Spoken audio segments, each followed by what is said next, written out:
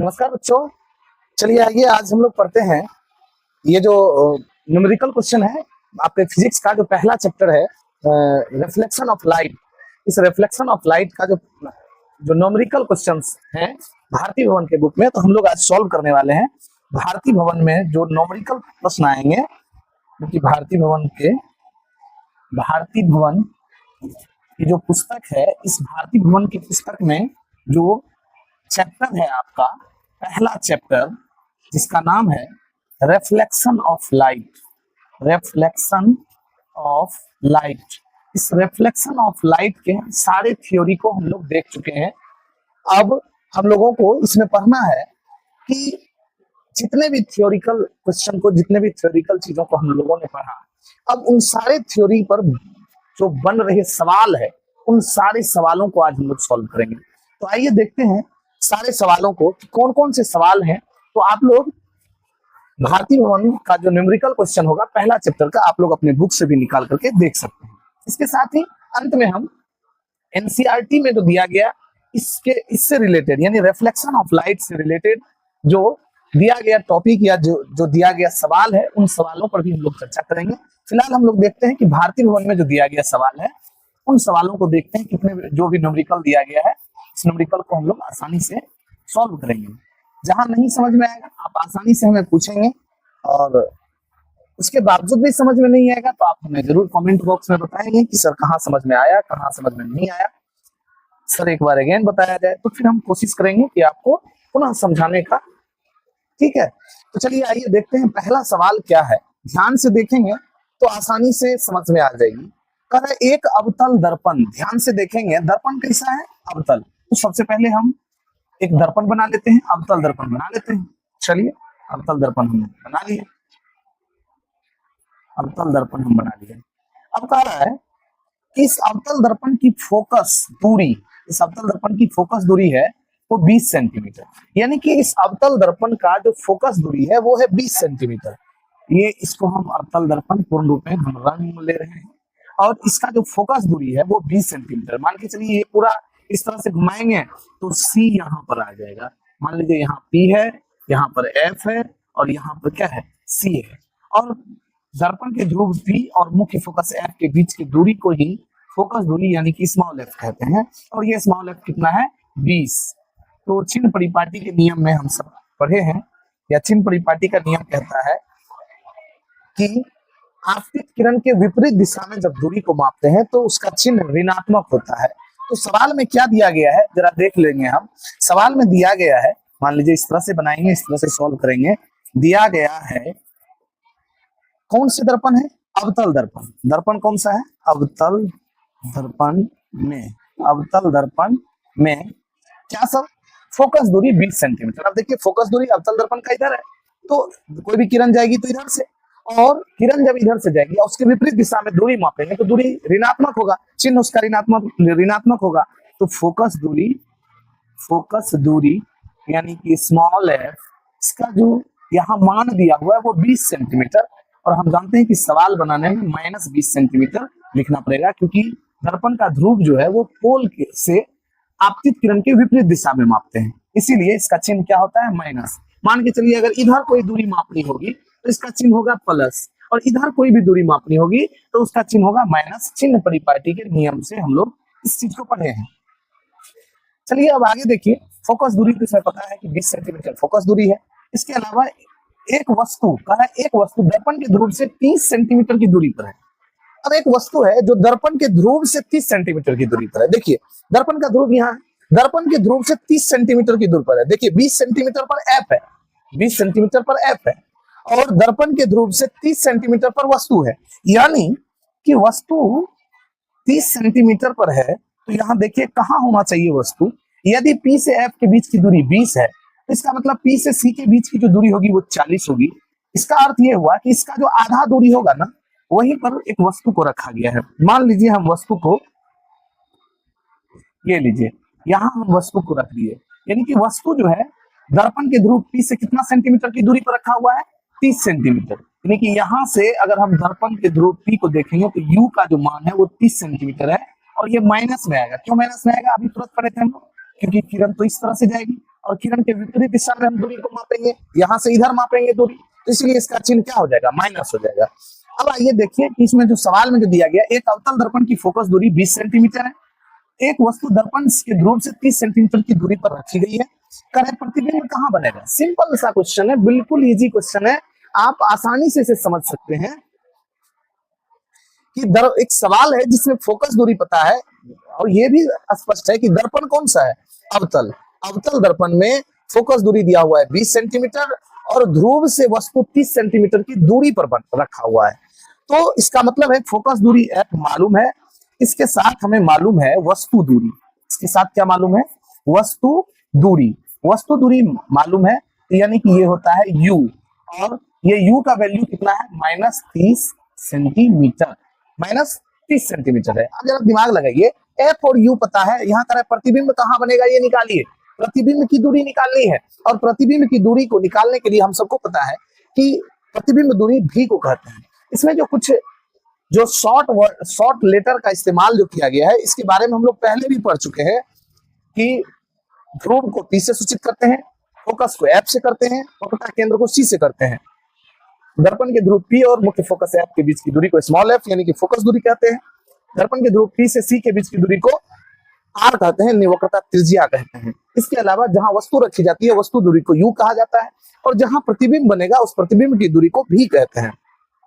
तो आपको ये दिख रहा होगा फोकस दूरी F -20 है, वस्तु दूरी U जो है वो -30 है। अब इसमें कह रहा है कि प्रतिबिंब दूरी, यानी कि प्रतिबिंब कहाँ बनेगा, प्रतिबिंब दूरी निकालना है।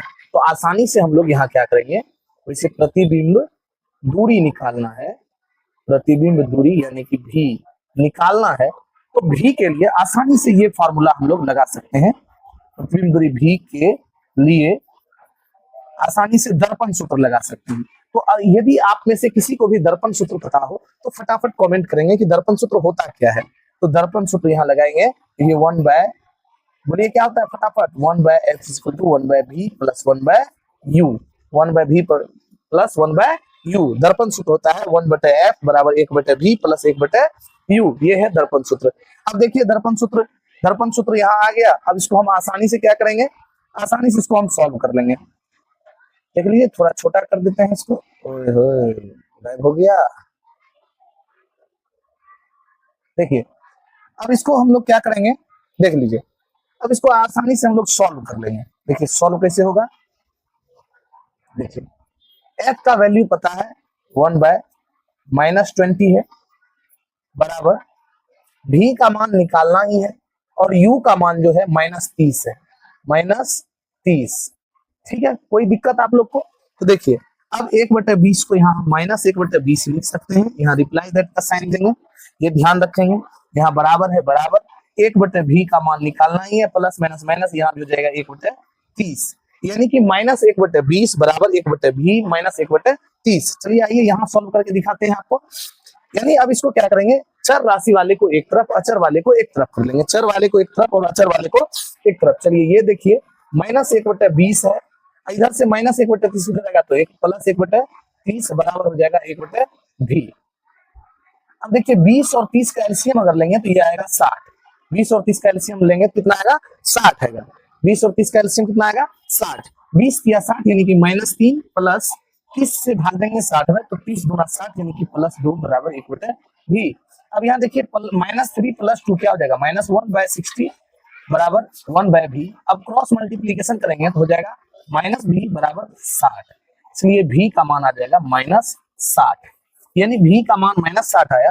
इसका मतलब ये हुआ, देख लीजिए यहाँ उत्तर भी आपको दिया हुआ है, दर्पण से 60 सेंटीमीटर की दूरी पर वह वस्तु की ही ओर बनेगा, यानी कि प्रतिबिंब कहाँ बनेगा उसका आंसर लिखा हुआ है कि दर्पण से 60 सेंटीमीटर की दूरी पर। देखिए v का मान कितना आया, -60 आया ना। अब ये माइनस ये बताता है, देखिए माइनस क्या बताता है, यहाँ देखिए माइनस बताता है कि वस्तु का जो प्रतिबिंब है, वस्तु का जो प्रतिबिंब है, वस्तु का जो प्रतिबिंब है वो कैसा है, वास्तविक। वस्तु का प्रतिबिंब क्या है, वास्तविक है, और वास्तविक होगा तो उल्टा होगा, ये तो पता ही है, वास्तविक होगा तो उल्टा होगा, क्योंकि अगर v का मान माइनस में आता है तो वो क्या बताता है कि वास्तविक प्रतिबिंब कैसा होगा, वास्तविक होगा, क्योंकि ये दर्पण के सामने बनेगा और उल्टा बनेगा। वास्तविक के साथ में क्या होगा, उल्टा बनेगा। और वस्तु की अपेक्षा जो है ना ये बड़ा बनेगा, वस्तु की अपेक्षा क्या बनेगा, बड़ा। नॉर्मली आप ही समझिए कि 30 सेंटीमीटर पर वस्तु रखा हुआ है, उसका प्रतिबिंब 60 सेंटीमीटर पर बन रहा है, तो जब भी बनेगा दूरी पर तो क्या बनेगा, बड़ा ही बनेगा। तो उस आधार पर हम इसके निष्कर्ष को निकाल भी सकते हैं, इसके बारे में बता भी सकते हैं कि वास्तविक इसका जो प्रतिबिंब बना है भी का मान यदि -60 आया है, उसका प्रतिबिंब वास्तविक होगा, वास्तविक के साथ उल्टा होगा, उल्टा के साथ क्या होगा, बड़ा होगा। समझ गए, पहला सवाल समझ में आ गया। चलिए आइए दूसरे सवाल को देखते हैं। दूसरा सवाल है, आज ये दूसरे सवाल पर कह किसी अवतल दर्पण के सामने 30 सेंटीमीटर की दूरी पर वस्तु का प्रतिबिंब दर्पण के पीछे 40 सेंटीमीटर की, यानी कि देख लीजिए एक अवतल दर्पण है, इससे पहले वाला भी सवाल जो है वो अवतल दर्पण पर ही था, ये भी सवाल अवतल दर्पण पर ही है। कह किसी अवतल दर्पण के सामने 30 सेंटीमीटर की दूरी पर स्थित वस्तु, यानी कि अवतल दर्पण में 30 सेंटीमीटर की दूरी पर वस्तु स्थित है। यानी अगर हम इस इमेज के माध्यम से देखेंगे तो देख लेंगे, इससे पहला भी सवाल था हम लोग इमेज के माध्यम से ही देखें। हम एक दो सवाल में इमेज देखेंगे और उसके बाद हम लोग विदाउट इमेज का भी देख सकते हैं, आराम से सवाल भी समझ में आ जाएगा। मान लीजिए यहाँ पर P है, यहाँ पर F है और यहाँ पर C है, कोई दिक्कत किसी को। अब उसके बाद कह रहा है कि अवतल दर्पण के सामने 30 सेंटीमीटर की दूरी पर वस्तु रखी है और प्रतिबिंब जो है वो 40 सेंटीमीटर पर। एक तरफ देखिए हम सॉल्व भी कर रहे हैं, दिया गया है, इसमें लिखेंगे दिया गया है कौन से दर्पण है, अवतल दर्पण में, अवतल दर्पण में, अवतल दर्पण में दिया गया है 30 सेंटीमीटर की दूरी पर, यानी कि वस्तु दूरी जो है ना वो 30 सेंटीमीटर है, वस्तु दूरी U ये 30 सेंटीमीटर, यानी माइनस में 30 रखेंगे।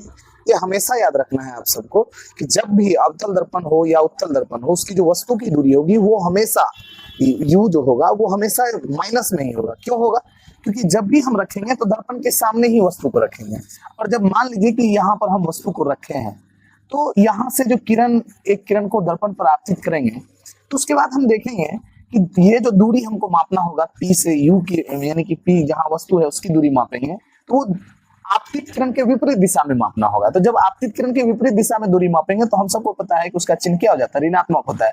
चिन्ह परिपाटी के नियम में हम लोग देखे हैं। अब देखिए वस्तु दूरी दिया गया है 30 सेंटीमीटर और प्रतिबिंब दर्पण के पीछे बन रहा है 40 सेंटीमीटर। देख लीजिए वस्तु का जो प्रतिबिंब है ना वो दर्पण के पीछे बन रहा है, पीछे 40 सेंटीमीटर पर बनता है, तो दर्पण की फोकस दूरी निकालना। आप देख लीजिए यानी दर्पण के पीछे, अब देख लीजिए इस कंडीशन में तो दर्पण के पीछे बनेगा नहीं। दर्पण के पीछे कब बनता है प्रतिबिंब, जब वस्तु P और F के बीच हो। इसका मतलब है कि ये जो दर्पण बना है ये और बड़ा दर्पण है। यानी उस हिसाब से यदि हम फिगर को देखेंगे तो ये फिगर मेरा सवाल के हिसाब से सही से ड्रॉ नहीं किया गया, यानी कि इस फिगर में हम लोग वस्तु को रखेंगे कहाँ, अगर हम मान लीजिए F यहाँ माने हैं तो वस्तु को रखना पड़ेगा यहाँ पर, तब जाकर के दर्पण के पीछे प्रतिबिंब बनता है। जब वस्तु होगा P और F के बीच तो किरण इस तरह से आएगी और ये यहाँ से, अगर सोचिए ये यहाँ से परावर्तन के बाद F से होकर के गुजरेगी, F से होकर के इधर से गुजरेगी, तो F से होकर के गुजरेगी तो ये पहली किरण है जो दर्पण से परावर्तन के बाद इधर से गुजरी, और दूसरे किरण को हम लोग C से गुजारेंगे। जब हम C से गुजारेंगे देखेंगे कि ये आगे चल करके आगे की ओर जो है ना फैलते ही चले जाता है। जब फैलते चले जाएगा तो ये आपस में कहीं एक दूसरे को काटेगा नहीं, यानी कि अब इसको हम काल्पनिक यानी कल्पना करके यदि हम पीछे बढ़ा दें तो शायद कट जाए, यहाँ तक तो आएगा वास्तविक और इसके बाद जो है ये काल्पनिक आ जाएगा। देख लीजिए पीछे बढ़ाने के बाद जो है ना वो एक दूसरे को काट रहा है, और हम इसको काल्पनिक रूप से इस प्रधान अक्ष को भी आगे बढ़ाते हैं और देखते हैं कि वस्तु का जो प्रतिबिंब है वो एक दूसरे को यहाँ काट रहा है। इसका मतलब इसका प्रतिबिंब भी जो है ये यहीं पर बनेगा, यानी इसका प्रतिबिंब जो है वो यहाँ बन रहा है। देख लीजिए यहाँ बन रहा है, यानी कि मान लीजिए यदि ए बी वस्तु है तो ए डैश बी डैश जो है इसका प्रतिबिंब है, या ए बी वस्तु है तो एम एन उसका प्रतिबिंब है। 30 सेंटीमीटर की दूरी पर वस्तु रखी हुई है, उसका प्रतिबिंब दर्पण के पीछे, जब दर्पण के पीछे होगा तो दर्पण का तो ये अगला हिस्सा है, ये है पिछला हिस्सा, यानी यहाँ से लेकर के यहाँ के बीच की दूरी को यदि देखेंगे यानी कि भी ये +40 हो जाएगा। क्या हो जाएगा बोलिए, +40। क्यों होगा +40, तो ये दर्पण के या आपतित किरण की दिशा में दूरी मापे हैं। ये हमेशा याद रखिए आपतित किरण की दिशा है, ये आपतित किरण की दिशा है। और ये आपतित किरण का विपरीत दिशा है। जैसे वस्तु यहाँ है ना, तो यहाँ से यहाँ के बीच की दूरी को देखेंगे, यानी कि u को जो देखेंगे, u का मान किस में आएगा, माइनस में। u का मान कितना दिया हुआ है 30 और प्रतिबिंब का कितना दिया हुआ है 40, तो प्रतिबिंब की जो दूरी होगी वो प्लस में होगा और ये u का जो वैल्यू होगा वस्तु की दूरी जो होगी वो माइनस में। तो देख लीजिए दिया गया है सवाल में, अवतल दर्पण है, वस्तु दूरी u जो है वो -30 सेंटीमीटर है और दर्पण के पीछे वस्तु का प्रतिबिंब बन रहा है। तो प्रतिबिंब दूरी ये जो है ना, ये आपका जो है ये है +40 सेंटीमीटर। देख लीजिए सवाल सिंपल है। सवाल में दिया गया है कि अवतल दर्पण के सामने कोई वस्तु 30 सेंटीमीटर की दूरी पर रखा हुआ है, उसका प्रतिबिंब दर्पण के पीछे 40 सेंटीमीटर पर बनता है, तो फोकस दूरी ज्ञात करेंगे। यानी कि u और v पता है, हमको f निकालना है। बिल्कुल इजी क्वेश्चन है।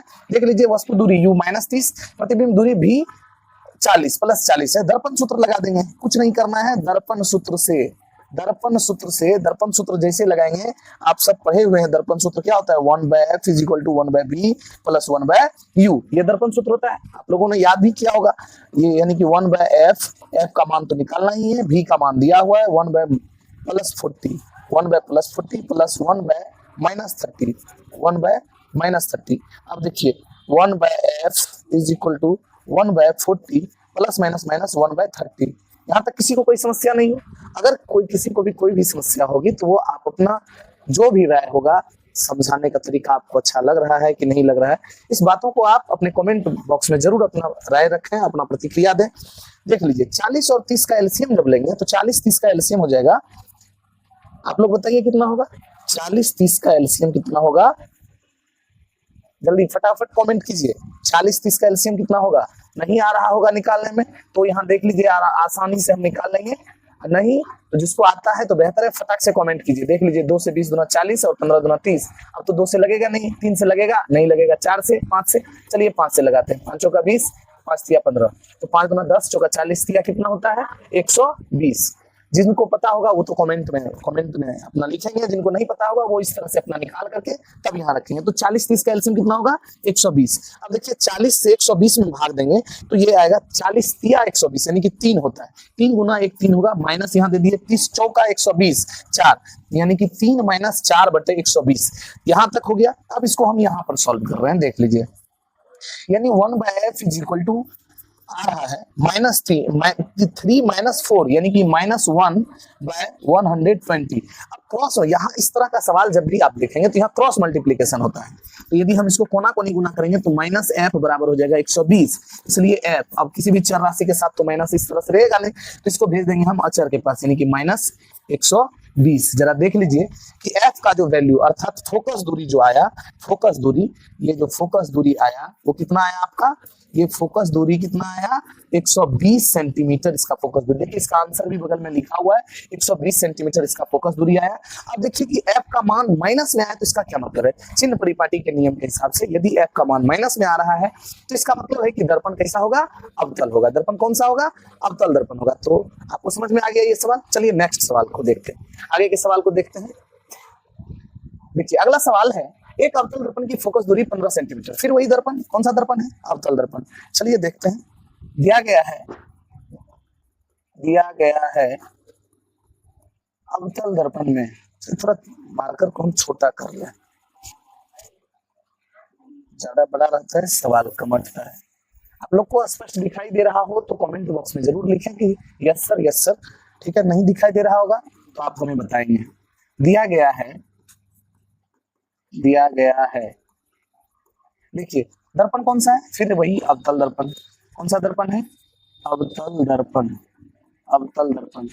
ठीक है। अवतल दर्पण में दिया गया है कि फोकस दूरी 15 सेंटीमीटर। अभी तुरंत हमने अवतल दर्पण का ही फोकस दूरी निकाला था, कितना निकला था बताइए, माइनस में आया था। तो ये फोकस दूरी हमेशा अवतल दर्पण में किस में आएगा, माइनस में, -15 सेंटीमीटर, -15 सेंटीमीटर। अब कह रहा है इससे 25 सेंटीमीटर की दूरी पर 4 सेंटीमीटर ऊंची एक वस्तु रखी गई है, यानी कि 25 सेंटीमीटर की दूरी पर, यानी कि वस्तु दूरी भी हमें ज्ञात हो गया। वस्तु दूरी यानी कि u जो है ये हमें ज्ञात हो गया, माइनस क्या होगा, -25 सेंटीमीटर। अब देखिए कि ऊंचाई, वस्तु की ऊंचाई कितनी है, वस्तु की ऊंचाई भी लिख लेते हैं।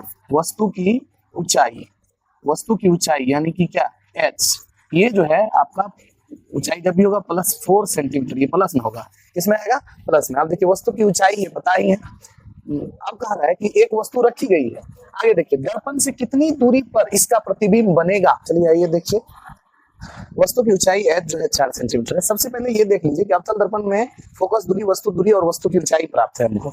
अब देख लीजिए इसमें सबसे पहले निकालना भी है दर्पण से वस्तु का प्रतिबिंब जो है वो कितना दूरी पर बनेगा। तो सबसे पहले हम लोग दर्पण सूत्र लगा करके इसमें क्या करेंगे, प्रतिबिंब की दूरी निकाल लेंगे। तो देख लीजिए प्रतिबिंब की दूरी क्या है, यानी कि प्रतिबिंब दूरी निकालने के लिए हम लोग दर्पण सूत्र का इस्तेमाल किए हैं। 1/f = 1/b + 1/u होता है। अब देख लीजिए f का मान यहाँ रखा हुआ है, यहाँ रख दिया। अब यहाँ सॉल्व कर लीजिए कि 15 और 25 का एलसीएम क्या आएगा। 15 और 25 का एलसीएम क्या आएगा, नहीं आ रहा हूँ, फटाफट बगल में का इस तरह से निकाल लेंगे। 2 से नहीं लगेगा, 3 से नहीं लगेगा, 4 से नहीं लगेगा, 5 से नहीं लगेगा, 5 से लगेगा, लगा दीजिए। 5 से 5 दिया 15, 5 25, 25 25 25 से कितना हो गया 75। तो यानी इस तरह से आप बगल में निकाल करके भी इसको बना सकते हैं। तो 15 और 25 का एलसीएम कितना आएगा 75। 15 से भाग देंगे 75 में क्या होगा, 15 × 5 = 75 यानी कि -5 प्लस 25 दिया 75 यानी कि 3 बराबर 1/v। अब देखिए उसके बाद +5 -5 + 3 कितना आ जाएगा, ये -2/75 = 1/v। चलिए यहाँ देखिए, यानी कि ये कोना कोनी यदि गुना करेंगे इसको कहते हैं क्रॉस मल्टीप्लीकेशन, यानी कि -2v बराबर हो जाएगा 75, -2v बराबर हो जाएगा 75। आप देख लीजिए उसके बाद इधर ये गुना में उधर जाएगा तो भाग हो जाएगा, इसलिए v बराबर हो जाएगा 75 बटे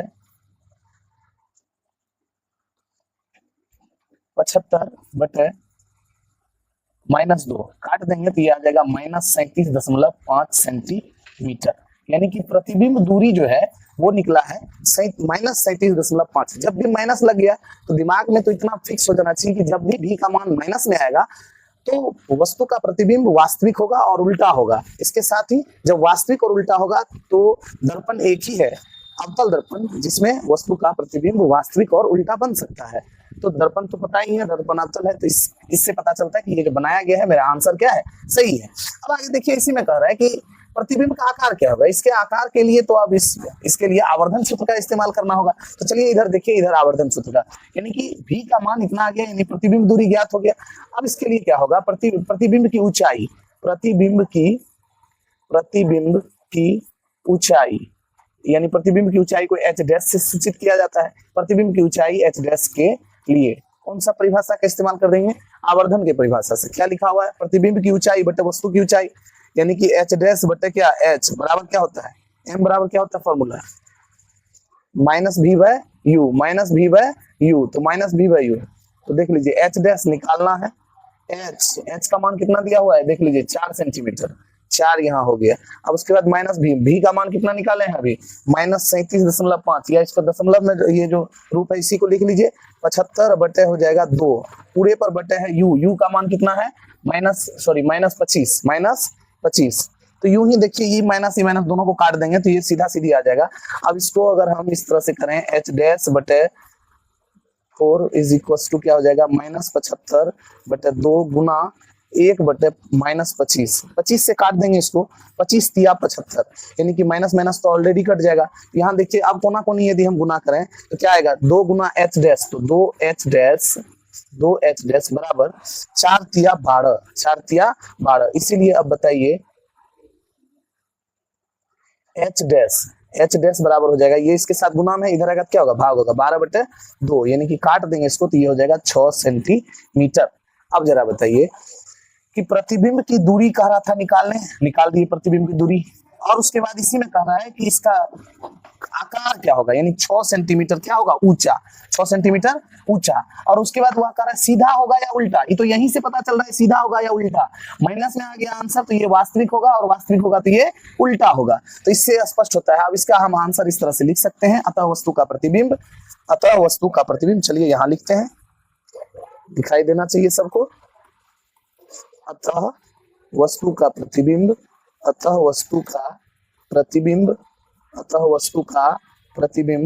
37.5 सेंटीमीटर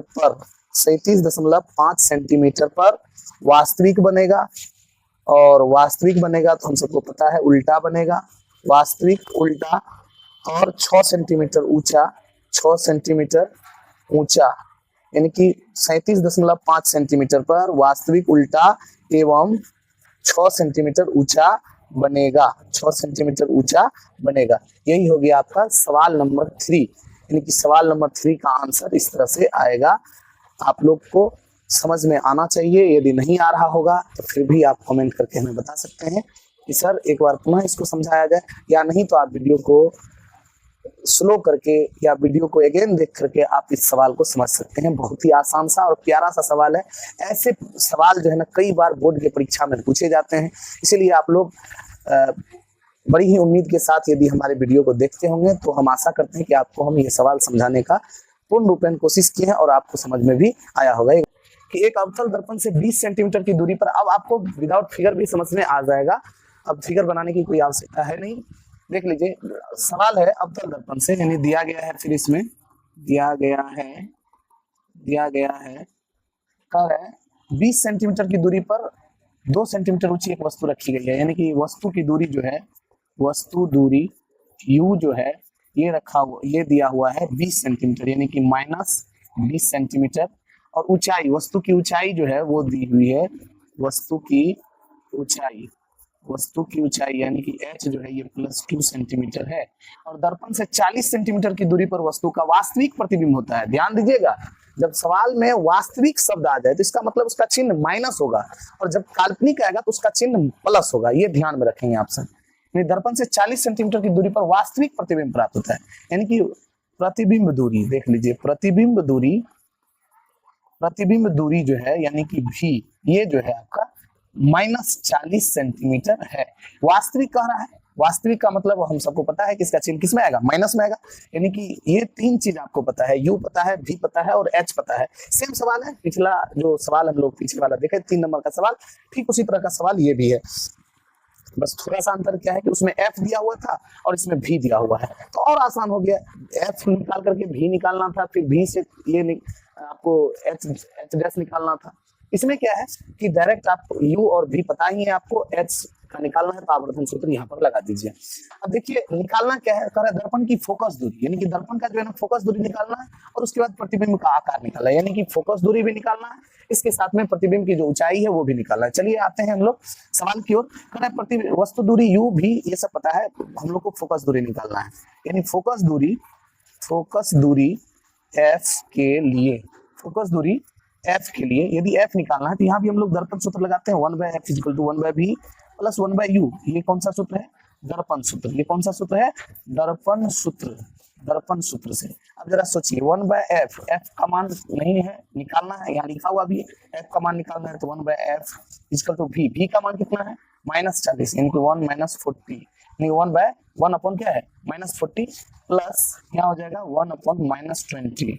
ठीक है, चलिए माइनस में है इसको घेर देते हैं, क्या तो माइनस बड़ा लखेरा वाला होता है, तुरंत खो भी जाएगा, कोई ठिकाना इसका नहीं, भाग जाएगा, भगोड़ा है ये।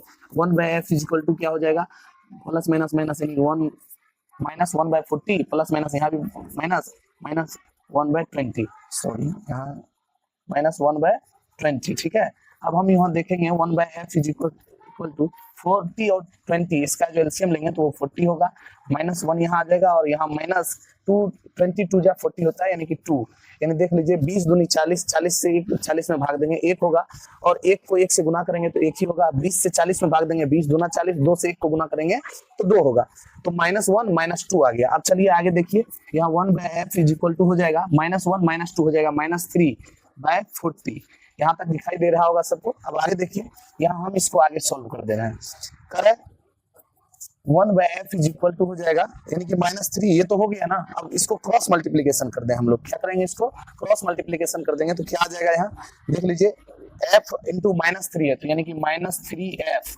= आ जाएगा -40, इसलिए f बराबर, देख लीजिए f जो है यहाँ पर इसके साथ 3 गुना में उधर जाएगा, क्या हो जाएगा, भाग हो जाएगा, यानी 40/-3। लेकिन कभी कभी ऐसा आपको भी देखने को मिला होगा, जो माइनस जो है ना वो डिनोमिनेटर में नहीं होता है, न्यूमरेटर में होता है, इसलिए हम यहाँ पर माइनस उसमें उठा करके देते हैं, या नहीं तो फिर डायरेक्ट हम अभी काट दे रहे हैं। 13 होता है, यानी कि -13 अब देख लीजिए 13 1, यानी 13 क्या आ जाएगा 3, -13.3 सेंटीमीटर। अब देखिए अभी जस्ट हम लोग पढ़े थे कि f का वैल्यू यदि माइनस में आ रहा है एफ का वैल्यू यदि माइनस में आएगा तो हमेशा ध्यान में रखेंगे कि वो दर्पण कैसा होगा, अवतल होगा। वो दर्पण क्या होगा, अवतल। चलिए अभी सवाल का आंसर आपको नहीं आया पूरा।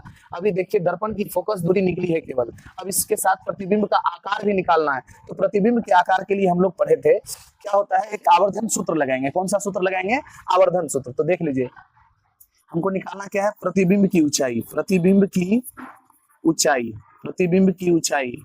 इसको किससे सूचित किया जाता है, एच डैश से। एच डैश के लिए यहाँ आवर्धन का सूत्र परिभाषा दोनों चीज लगाना होगा। इसका परिभाषा क्या होता है, सूत्र क्या होता है, हम सबको पता ही होगा। तो देख लीजिए इसका होता है प्रतिबिंब की ऊंचाई यानी कि एच डैश बटे एच बराबर होता है माइनस भी बाई यू, माइनस भी बाई यू। अब जरा देखिए एच डैश निकालना है, एच डैश निकालना है, एच का वैल्यू कितना पता है, एच डैश निकालना है, एच का वैल्यू कितना पता है, देख लीजिए एच का वैल्यू है +2 यानी कि यहाँ पर +2 हो गया, माइनस भी, भी का वैल्यू हम सबको पता है कितना है, -40। ये फॉर्मूला का माइनस और वहां माइनस, तो यानी कि माइनस फिर माइनस, इसको पोस्ट में रख लेंगे। फिर यू का वैल्यू है -20, देख लीजिए माइनस माइनस क्या हो जाएगा, प्लस हो जाएगा। एच डैश बटे +2 इज इक्वल टू हो जाएगा +40 बाय -20। देख लीजिए यहाँ क्रॉस मल्टीप्लीकेशन करेंगे यानी कोना कोनी गुना करेंगे तो -20 एच डैश -20 एच डैश बराबर हो जाएगा 40 दूना 80, 40 दूना 80, इसलिए एच डैश बराबर हो जाएगा, एच डैश बराबर 80। अब देखिए ये इसके साथ गुना में उधर जाएगा तो भाग हो जाएगा, -20, इसको भी काट देंगे तो ये आंसर आ जाएगा कितना, -4 कितना आ जाएगा, -4 सेंटीमीटर। आंसर कितना आया, -4 सेंटीमीटर। तो आप देख लीजिए कि यानी कि चार आकार जो है यानी प्रतिबिंब की जो ऊंचाई अगर हम देखेंगे तो प्रतिबिंब की ऊंचाई जो है वो 3 सेंटीमीटर ऊंचा बनेगा, 3 सेंटीमीटर ऊंचा।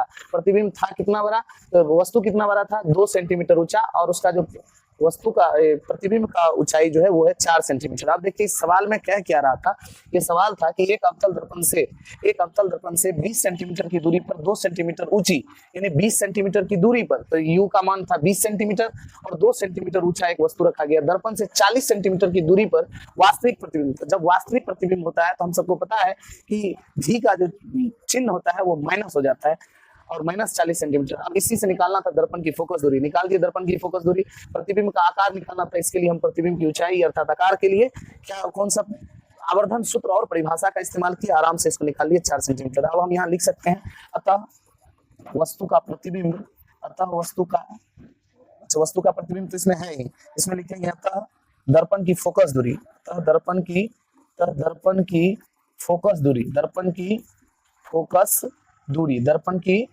दूरी वो हो जाएगा आपको 13.3। देख लीजिए यहाँ भी आंसर आया हुआ 13.3 सेंटीमीटर एवं आकार ऊंचाई जो है वो हो जाएगा आपको 4 सेंटीमीटर। ऊंचाई कितना हो जाएगा, 4 सेंटीमीटर। यही है आपका सवाल नंबर 4, याद रहेगा सबको, सवाल नंबर 4।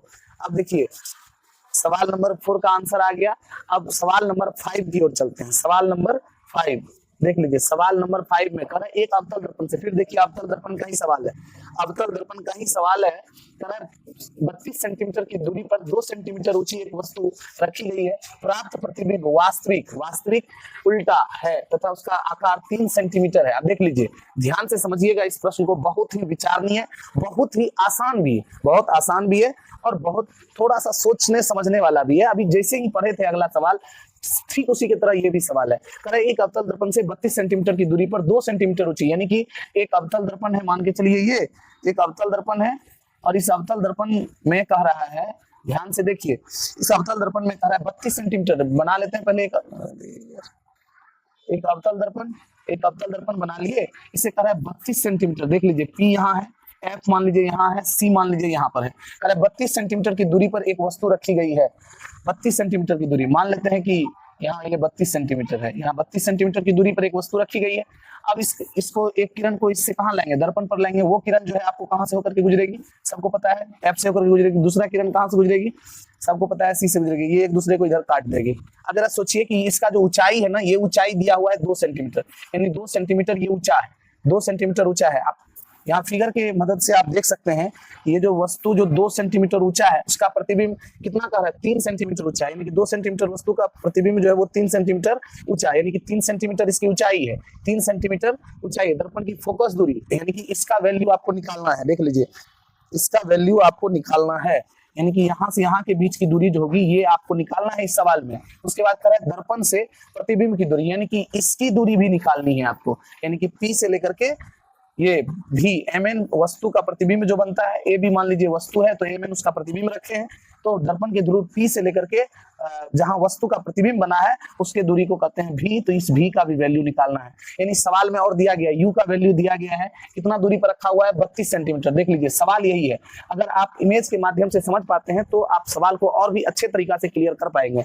देखिए वस्तु रखा गया है आपको दर्पण के ध्रुव, या मान लीजिए वस्तु रखा हुआ है दर्पन के ध्रुव P से कितना सेंटीमीटर दूर, 32 सेंटीमीटर की दूरी पर, और इस दूरी को U कहा जाता है। अब उसके बाद ऊंचा कितना है, 2 सेंटीमीटर ऊंचा, ये जो ऊंचाई है इसकी ये 2 सेंटीमीटर की है। प्राप्त प्रतिबिंब वास्तविक है, दर्पण के सामने है तो वास्तविक ही होगा, वास्तविक होगा तो उल्टा होगा। देख लीजिए इसका एरो इधर, इसका एरो इधर दिए, इसका मतलब इस वस्तु का वास्तविक ये जो वस्तु है इसका उल्टा प्रतिबिंब बना है, और कह रहा है उसका आकार 3 सेंटीमीटर, इसका जो आकार है वो 3 सेंटीमीटर, ये जो ऊंचाई है इसका ये 3 सेंटीमीटर का है। प्रतिबिंब फोकस दूरी, दर्पण की फोकस दूरी, यानी कि फोकस दूरी कहाँ, दर्पन के ध्रुव P से F के बीच की दूरी, यहाँ से लेकर के यहाँ के बीच की दूरी को स्मॉल f कहते हैं। इस F की दूरी को निकालना है, इसके साथ ही सवाल में कह रहा है दर्पण सब जगह पर। चलिए देखिए आराम से हम लोग यहाँ से सॉल्व करते हैं। देखिए दिया गया है, क्या दिया गया है, दिया गया है अवतल दर्पण में क्या दिया गया है, वस्तु दूरी 32 सेंटीमीटर, वस्तु दूरी यानी कि U, वस्तु दूरी U ये है -32 सेंटीमीटर। फिर उसके बाद कह रहा है 2 सेंटीमीटर ऊंचा, यानी कि वस्तु की ऊंचाई जो है ये h ये है 2 सेंटीमीटर, यानी कि +2 सेंटीमीटर हो गया। अब कह रहा है प्राप्त प्रतिबिंब वास्तविक उल्टा तथा उसका आकार 3 सेंटीमीटर। देख लीजिए प्रतिबिंब की ऊंचाई जो है वो है आपका h डैश, वो है -3 सेंटीमीटर, क्योंकि वो वास्तविक लिखा है तो माइनस में लिखना पड़ेगा, -3 सेंटीमीटर। अब देखिए इसमें से निकालना के दर्पण की फोकस दूरी, तो जब फोकस दूरी तब निकलेगा जब हमको V का वैल्यू पता होगा, क्योंकि दर्पण सूत्र जैसे लगाएंगे 1/f = 1/v + 1/u, उसमें f चाहिए। या फिर क्या कहते हैं दर्पण का यहाँ पर लिखा हुआ है दर्पण से जो है प्रतिबिंब की दूरी क्या होगी, तो ये दो में से कोई एक तो चाहिए। तो इसके लिए क्या करना होगा, सबसे पहले हम लोग यहाँ आवर्धन का परिभाषा लगा करके सबसे पहले हम V का वैल्यू निकाल लेते हैं। तो आवर्धन के परिभाषा से, आवर्धन यानी कि M के परिभाषा एवं